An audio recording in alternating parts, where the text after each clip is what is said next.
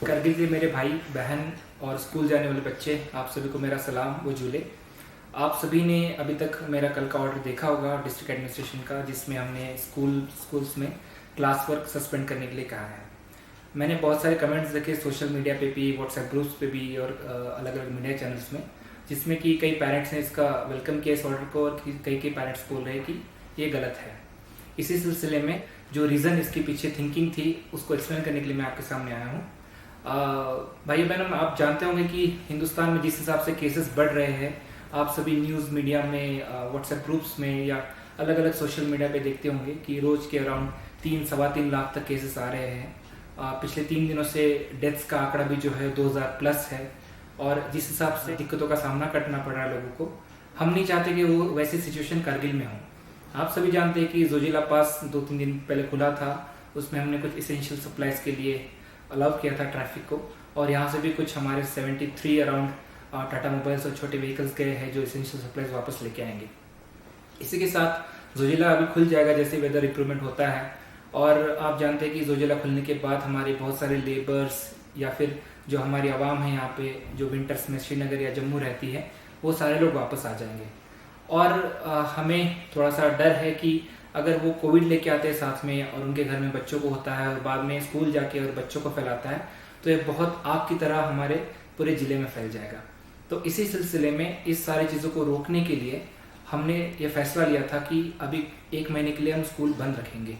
मैं आपकी बात समझ सकता हूँ कि पिछले साल पूरा साल हमारे बच्चों का वेस्ट हुआ है, बट आप ये भी जानकर खुश होंगे कि ये जो 1st से लेके 12th तक स्कूल चल रहे थे, ये सिर्फ करगिल ज़िले में चल रहे थे। पूरे हिंदुस्तान में अगर आप देखेंगे तो हमने 1.5 या 2 महीने के लिए जो अलाउ किया था स्कूल्स को, वो सिर्फ करगिल में था।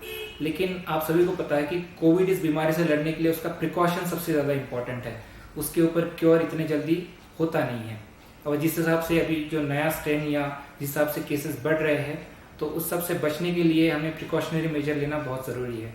तो इसलिए हमने स्कूल्स को बंद किया है। हम ऑब्वियसली बच्चों के फ्यूचर के बारे में सोचते हैं और उनके भविष्य को उज्जवल बनाने के लिए हम काम कर रहे हैं, लेकिन ये जो 1 महीना है इसमें ज़्यादा खतरा रहेगा बच्चों के लिए भी, आवाम के लिए भी। इसलिए हमें ये फैसला लेना पड़ा कि स्कूल 1 महीने के लिए क्लास वर्क जो है वो सस्पेंड किया जाए।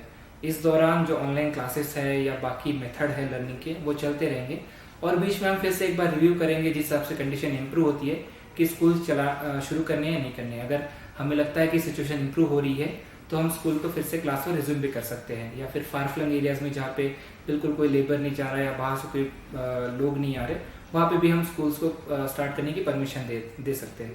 लेकिन अभी के लिए एज अ प्रिकॉशनरी मेजर हमें ये फैसला लेना पड़ा।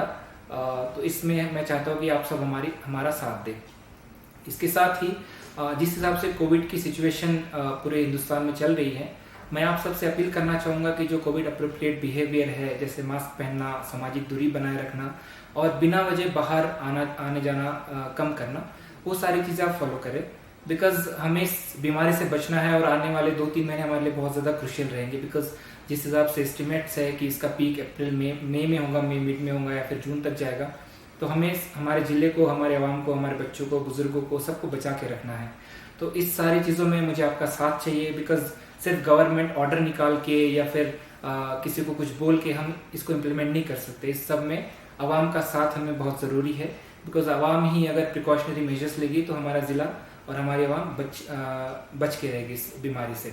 साथ ही मैं आपसे और एक अपील करना चाहूँगा, हमारे सरपंच, हमारा नंबरदार जो है या हमारे गाँव के बुजुर्ग इंसान जो है, कि आपके यहाँ पे जो बाहर से व्यक्ति आता है तो हमें इंस्टेंटली हमारे जो कंट्रोल रूम है, यहाँ पे डीसी कंट्रोल रूम है, उसको इन्फॉर्म करें।